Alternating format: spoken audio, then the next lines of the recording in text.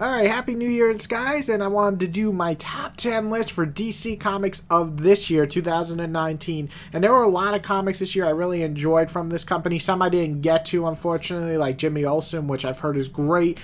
So maybe next year, because it's a 12-issue series, so maybe it'll end up on my list in 2020. But 2019 is filled with a lot of great comics, and these are some of my favorite. But before we even get to my top 10, let me mention some comics I really enjoyed, but didn't quite crack that top 10. And I'm going to start with Supergirl. I think this is a major upgrade this year. It's just really, and Draco has given Supergirl, I don't even know the word, just fun again. It's fun. It's a fun adventure in space, going to different planets, a little bit of love triangle going on. Things like that is making Supergirl really enjoyable this year. It's not quite amazing, but it's definitely really good and way better than the last run.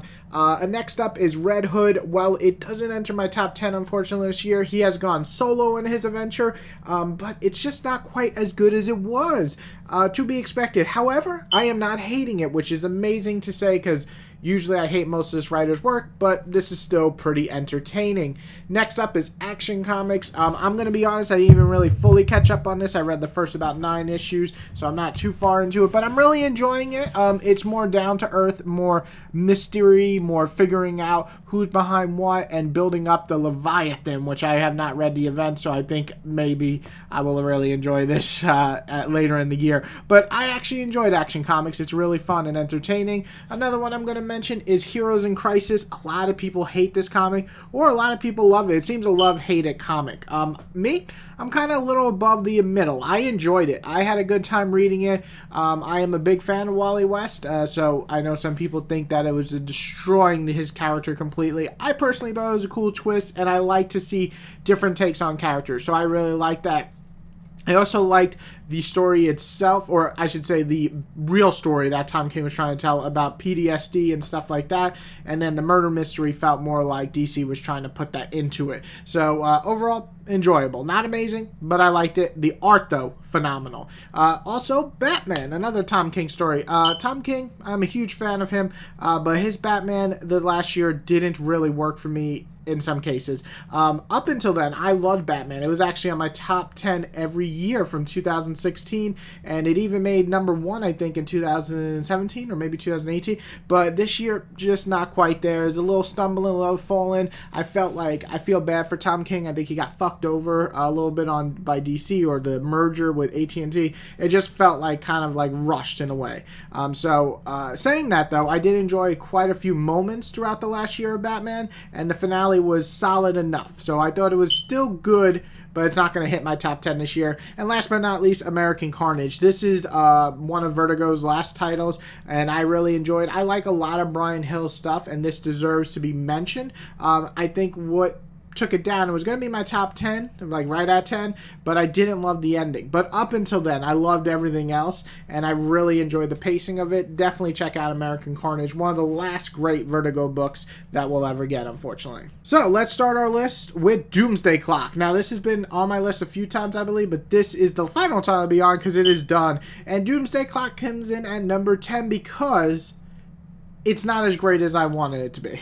I really love the first half of Doomsday Clock, and some of the second half is actually really good. I actually liked the final issue quite a lot, but the issue before that was a lot of jumble, mumble, rumble, blah, and it really killed it that it was that 3-month spread. So, talking about the story itself, though, it's still good. It still mostly lands. It's just that it's not amazing, but the art is phenomenal. There's character moments in here that are just pure perfection, especially with Superman and even John. So I really liked it a lot, and while it's not unfortunately in my top 5, it is still my number 10.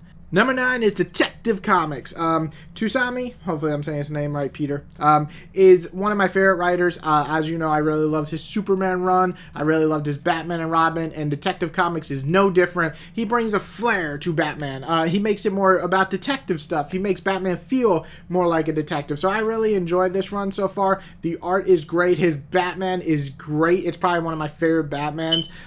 The stories themselves are pretty good. I didn't think that any of the arcs were mind-blowing, but I thought they are very good. And when you have solid writing repeatedly coming every issue, it makes for a run enjoyable reading the whole thing. So really, Detective Comics has been just a pure fun Batman comic to read.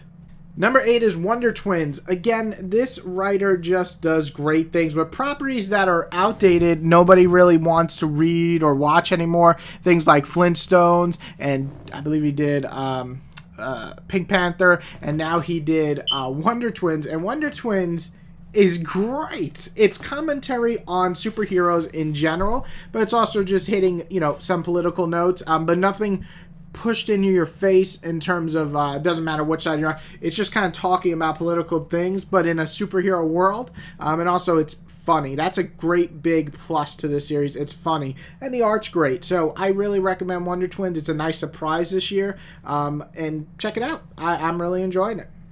Coming in at number 7 is Justice League Dark. This is just pure awesome. Where Justice League, the series, is failing me a bit, this is not at all. You got a crazy awesome lineup. You got Swamp Thing, you got Constantine, you have the great ape detective, I forget his name, I'm sorry. But the team here itself is just pure craziness, and the story feels epic. It's a big plot, mystery, murder, crazy shit, supernatural. It's just all these things in one. And the art, the art. You gotta check the series out. It is definitely, to me, is the main Justice League series, to be honest.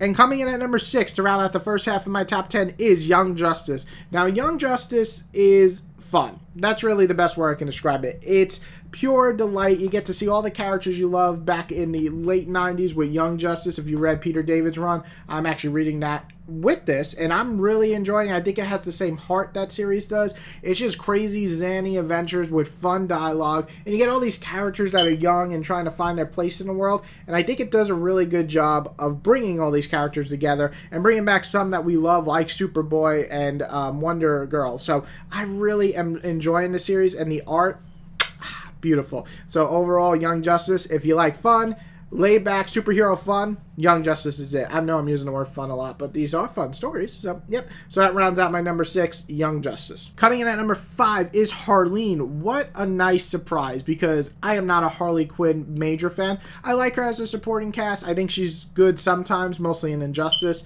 but I don't love her. Now, Harleen, the series on the Black Label from DC, is great. It's a psychological horror love story. It's such a unique and fun twist that you can't help but give it props for trying something new. On top of that, the art is phenomenal. One of the best artists in the game, if not the best right now. Harleen is a great read. It's dark, it's twisted, yet you love reading because you know the end result is going to be sad, but they build up in such a realistic and nice way. Coming at number 4 is Freedom Fighters. Now, funny enough, when I started reading this, the first 3 issues or so, I liked it, but I didn't love it. I was like, I don't know if this is going to really end up on my list. And then I caught up to it just a week ago, and we're at issue 11, right before the final issue coming out in January. And usually I would wait till next year to put this on the list, but I really fucking loved, like, the last 6 issues. Like, it's just been a fucking ride, especially from issue 6 on. Wow. This is worth reading, guys. It's basically if Nazis took over and won the war and they rule the world, and then you got goddamn Uncle Sam saying, no, sir. We are the freedom fighters. And he just comes in with these soldiers ready to take back America and have that heart. I absolutely love this series. It turned into a good series to a great series. And I really can't wait to see the end. I hope it sticks to landing. But so far, the last few issues have been phenomenal. Coming at number 3 is Superman. Now, I know some people hate Bendis' run on Superman. Well, I can't help you. And if you don't like it, good for you. Me, I'm loving it. I'm thinking this is one of the funnest Superman runs I've had ever. I put it just as high as Rebirth, honestly. It has this charming sense to it about Clark. And Clark, you have to feel that goodness in you, when you're reading him. And that's, I think, this series accomplishes great. The Unity Saga really covered most of the year, and I think it did a great job of expanding why John aged, and that was one thing I was against, but I actually thought they handled it really well, and I also really enjoyed that backstory. On top of that, I enjoy Superman, and I enjoy the fights. The art is awesome. It's epic. This is everything I want a Superman series, and I really just hope it continues to be this epic, fun adventure. Whereas Action Comics, I hope sticks more of the humane and sticking to the low Earth stuff. So I hope they balance that. But yeah, Superman definitely in my top 3. I gotta say, I am loving this series. I'm sorry if some don't, but I really do. Now we're wrapping the last 2, and Wildstorm has ended. This has definitely been on my list before, and it deserves it for its final time because the series is done. But did it go out with a bang? Oh my lord, did it. This is one of the most epic endings to a series ever, and you want more. You just always want more after you finish this. Wildstorm is Warren Ellis's property, I guess. He did Stormwatch back in the day in the 90s, and then he did Authority, and then he killed it years and years later with this. Wildstorm from start to finish is great, but the last arc in general is the best of the entire series, and to finish this strong, it's going to be my number 2. And number 1 is Deceased. Now, why is this number 1? Because Tom Taylor does things I just don't think are possible. I'm not a huge zombie fan. I really don't care about them.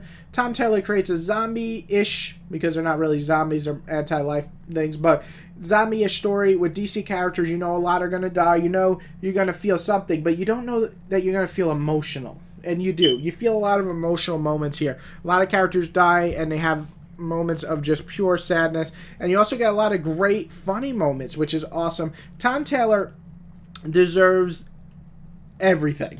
Everything he touches is amazing. He created Injustice and made it way beyond a video game story. He did something phenomenal with that, and he does it right here again with Deceased, one of the great stories of the year. Probably one of my favorite stories in general of the year, and not just DC, but definitely worth checking out. Go pick it up. Go check it out in the store. It's definitely worth grabbing. You're going to love it. Even if you don't love all DC characters, I guarantee you're going to love this. And that's my top 10. There's a lot of great stories that I have not got to, like Batman White Knight. That'll probably be on next year when it finishes. Things like that I haven't read yet, but I really enjoyed this year of DC. Well, it wasn't as great as Marvel in my opinion. I think Marvel had a stronger year. I think DC did come out and give some great stories. All the ones I listed are worth checking out. And I hope to see your top 10. If you have any, list them below. If you disagree with me, that's okay. Put yours down there. And I hope everybody has a great New Year's, and 2020 is here.